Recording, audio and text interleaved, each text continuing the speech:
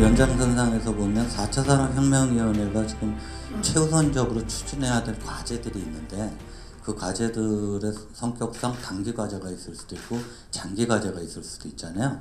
그러니까 각자 오늘 참석하신 분들이 생각하실 때 한 가지씩만, 나는 단기 과제로서는 이게 최우선적으로 해야 된다라고 본다, 장기적으로는 이걸 해야 된다라고 아주 하나씩만 한번 좀 꼽아보시죠. 벌써 말씀 중에 다 하셨는데 좀 명확하게 위해서 한 가지씩만 한번 좀 꼽아주셨으면 합니다. 가장 우선적이면서도 가장 공통적으로 사천혁명위에서 고려하고 생각하고 추진할 것은, 저는 ICT에 관련된 R&D. 우리 R&D 그러면 과학기술을 많이 생각하는데요.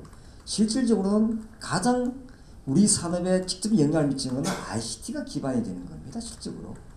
우리 과학기술 그러면 예컨대 기초 원천 기술 먼저 이제 떠오르게 되잖아요. 그죠? 근데 지금 이제 우리 4차 혁명 시대에 있어서는 ICT R&D에 대한 비중은 상당히 난 중요하게 생각합니다. 그게 뭔가 인재 육성입니다. 그 다음에 아까 얘기한 대로 규제 관련 새로운 인프라를 어떻게 구축해 나갈 것이냐에 대한 부분을 답을 만들어내야 될 것입니다. 그 다음에 어떻게 보면 이제 우리가 이제 그 이름을 이제 아직 확정은 안 됐습니다만은 창업 벤처기업, 창업 중소기업 이렇게 이제 하긴 했는데요. 사실 실제적으로 대한민국의 기본적인 역량은 어디서 시작되느냐, 스타트업과 그리고 중소벤처기업에서 시작되어야 된다고 봅니다. 물론 역할이 있습니다. 대기업들에 대한 역할이 있고요.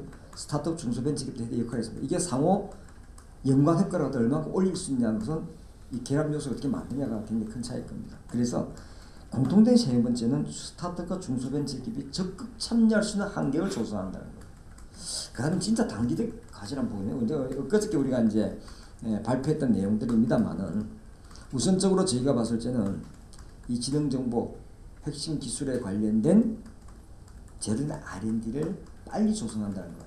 두 번째, 우리 진짜 우리 박 원장님 아까 말씀했지만요, 박수님 말씀했지만은, 저는 5G가 정말로 매우 중요한, 앞으로 4차 혁명에 있어서 가장 중요한 SOC라고 생각합니다. 5G가 제대로 구축되지 않으면요, 크리티카 물려 건너갑니다. 초저지연성의 효과를 줄 수 있는 이 5G가 가장 먼저 구축되면 해가지고 시장을 선점할 수 있다고 보는 거죠. 이 부분에서 정부는 적극적인 투자 또는 지원이 필요할 것입니다. 이명박 대통령께서 후보 시절에 5G를 구축한다. 그게 뭐 약간 오해가 있었습니다. 직접 구축한다는 뜻이 아니고요. 사업자들이 열심히 할 수도 지원을 하되 사업자 투자하기 어려운 부분들에 대해서는 정부가 지원한다는 그런 뜻이고요. 또 한 가지는 우리가 가지고 있는 뭐 필수 설비 같은 경우는 공돈 쓸 수 있는 공돈 쓰는데 최소한 비용을 절감하겠다는 그런 차원인데 그게 잠깐 오해가 있었던 것 같고요. 그 다음에 더 중요한 것은 아까 이제 우리 노기성 회장님도 말씀했지만은 4차 산업혁명의 또 키워드 중에 핵심 키워드는 AI 포함을 하는 소프트웨어입니다. 소프트웨어 강국 코리아가 만들어지지 않으면요, 이건 어렵습니다. 굉장히 강보한 소프트웨어인데요. 이걸 하기 위해서는 사실은 산업부에 가 있는 인비드 소프트웨어 같은 경우에도 미래로 옮겨와서 통합된 소프트웨어 정책이 나와야 됩니다. 우리 유영민 장관이 예전에 소프트웨어 진흥 그 원장을 하긴 했었는데요. 나이파로 통합됐는데 그에 불구하고 아직도 업무 영역이 나눠져 있어요. 인비드는 아직도 산업부에 있습니다.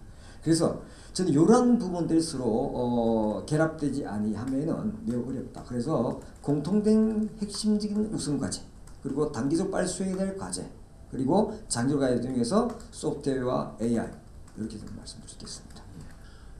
이제 ICT 소프트웨어 이거를 대대적으로 좀 아까 거기다 공공시장까지 감안해서 초기에 끌어가야 되는데, 결국은 산업혁명을 하려면 이제 ICT를 뒷받침으로 하는 BICT 분야, 그 제조혁명, 또 우리가 간 부분이 이제 어떻게 보면 오랫동안 해왔던 농업과 수산 분야가 좀 있고요. 그다음에 우리가 정말 약한 부분이 서비스 부분인데, 사실 4차 산업혁명으로 인해서 지능화돼가는 쪽에서 매우 변화가 심하게 일어날 것이 그 금융이라든가 이제 서비스 분야일 거라고 생각이 됩니다. 그런 거기에 대한 대비가 조속히 이루어지지 않으면 안 될 거라고 보여지고요.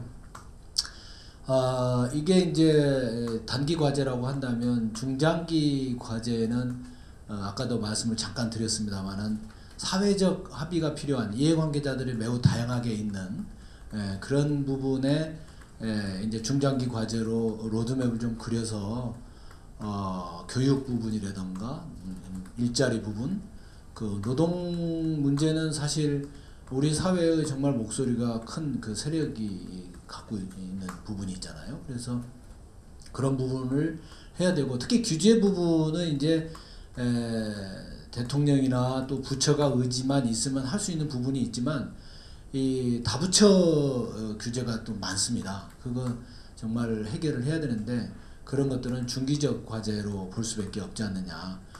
그리고 이제 지속적으로 해야 될 부분은 아까 또 말씀드린 공직사회의 이 변화, 공직사회의 혁신, 이것이 정권 내내 해서 공직 부분이 다시 좀 피곤해질지는 모르겠지만 그렇게 돼서 경쟁력이 있어야만이 결국은 국가의 어떻게 보면 인프라인데 공직사회가 그래야만이 민간이 주도하는 그런 것에 대한 적극적인 지원이 되지 않을까, 문재인 정부가 이렇게 정리를 해볼 수 있습니다. 예. 그 단기적으로는 아까 이제 규제 문제 뭐 그건 아까 그 관점의 차이지만 전체 최적화 입장에서 가장 먼저 할 수 있다고 저는 생각하고요. 정부 주도의 수요 발굴이 왜 중요하냐면요. 지금 이제 중국이나 일본을 보면 민관학에 압도합니다. 그래서 보통 의료나 뭐 도로, 교통 등 공공적 성격이 강한 것, 우리가 뭐 스마트 팩토리나 스마트 시티도 비슷한 거지만 또는 사회 영향력이 큰 섹터에서 민관 합동 프로젝트를 지금 많이 하고 있습니다. 특히 일본은 총무성이 주관이 돼가지고요, 통신회사, 제조회사, 전자회사 할 거 없이 굉장히 한해서 굉장히 지금 그 민관학 산업 프로젝트가 굉장히 많이 진행되고 있어요. 우리가 2002년도에 저희가 초고속 갈 때 정부가 어떤 식으로 저희한테 인센티브를 줬냐면, 망을 그 당시에 ISDN이 있기 때문에 사실 깔고 싶은 유인이 전혀 없었거든요. 사실 지금도 저희는 LTE가 있기 때문에 5G 가고 싶은 사람이 별로 없어요. 아직 내가 전체 수익 커버를 안 했는데 그래도 이제 갈 수밖에 없었던 형국인데, 그 당시에 정부가 저희들한테 학교에다가 인터넷을 무료로 깔게 해줬어요. 그 대신 나한테 인센티브를 줬죠. 무료로 깔게 해주면 그 대신 나는 어떤 세액 부분이나 이런 부분이 인센티브를 줘서 무료로 깔게 하고, 학교는 숙제를 인터넷을 통해서 받게 했습니다. 그렇게 해서 초기 우리나라가 인터넷이 강국이 된 거거든요. 마찬가지로 지금 저희가 물론 각 섹터에서 의료면 의료, 도로, 교통, 자동차 굉장히 많은 발전이 있는데 초창기 때는 정부가 좀 드라이브를 먼저 해줘라. 그리고 그걸 자연스럽게 이제 산업 섹터에서 받아주면 좋겠고, 중장기는 말씀하신 인력 문제, 교육 문제, 소프트웨어 그 육성 문제, 이런 부분들은 다 각 부처에서 하기 어렵기 때문에 위원회에서 정확하게 로드맵을 갖고 해줬으면 하는 게 제 생각입니다. 네. 그 뭐 크게 대충 세 가지 문제인 것 같습니다. 첫 번째 이제 규제 개선 먼저 할 거냐 안 할 거냐, 투자가 먼저냐 아니냐 하는 문제. 그 이제 제가 생각하기에는 규제 개선이 먼저다라는 쪽에 이제 한 표를 던지고 싶고요. 두 번째는 조만간의 미래 비전을 빨리 설정해 줘야 될 것이다. 그리고 세 번째가 다 의견이 같은 것 같은데 교육 혁신입니다. 첫 번째, 왜 제가 규제 개선이 먼저라고 말씀을 드리냐면,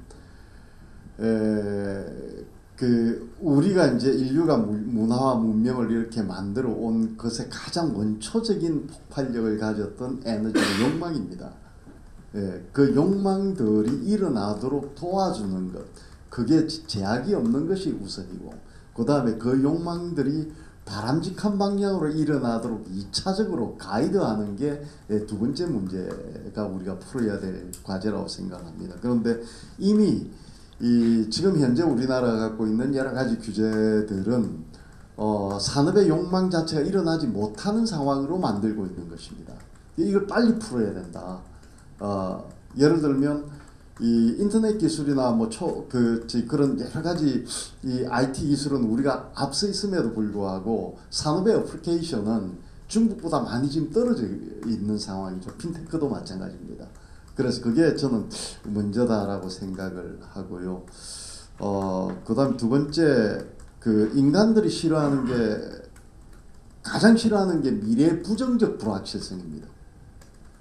그래서 정치가 성공을 하려고 하더라도 그런 부정적 불확실성을 긍정적 불확실성, 다시 말씀드리면 비전이나 희망으로 바꿔주는 이제 역할들을 해야 되는데, 그럼 4차 산업혁명이라고 하는 이 우리의 과제가 이게 비전이 될 것이냐 위기가 될 것이냐 하는 것을 빨리 좀 제시를 해줘야 되겠다. 그러려고 하면 이 4차 산업혁명을 통해서 미래의 일자리가 어떻게 구체적으로 좋아질 것인가 하는 것을 좀 빨리 밝혀주시면 좋겠다 하는 것이고, 세 번째는 이제 이 뭐 교육은 이 100년 대계의 문제라고 이야기를 하지 않습니까? 이제 미래는 이제 소프트웨어 중심 사회로 바뀔 것이다. 100% 그럴 겁니다. 이젠 하드웨어는 전부 다 이 기계들이 다 할 것이고, 이 소프트웨어 중심으로 바뀔 텐데, 그래서 소프트웨어 교육이 중요하다라고 이제 이야기들을 하니까 소프트웨어 코딩 교육을 이제 학교에다 넣고 있는 겁니다. 완전한 넌센스라고 생각을 합니다. 이유는 소프트웨어 교육의 핵심은 창의력이고 생각할 수 있는 능력, 문제 해결 능력 같은 것들인데 그걸 코딩 능력으로 푸는 게 아니다. 그래서 예를 들면 뭐 그냥 간단하게 우리가 초등학교 산수 책에도 뭐 코딩 교육이 아니라 뭐 우리나라에 또 훌륭한 그 ICT 쪽에 인물이 많지 않습니까? 뭐 그런 분들과 빌 게이츠가 사과 2개를 먹었다. 뭐 10개 있는 사과 중에 2개를 먹었다. 몇 개 남았겠느냐. 이렇게 그런 문제들이 나오는 게 더 훨씬 좋겠다. 그러면 코딩은 자기가 필요하다고 생각이 되면 이제 인터넷에 뭐 전 세계 기술들을 다 연결하고 있기 때문에 어디서든지 얻을 수 있다. 그래서 제가 그 해야 될 크게 3가지 과제 중에 첫 번째는 이 욕망을 폭발시킬 수 있는 규제 개선이 먼저다.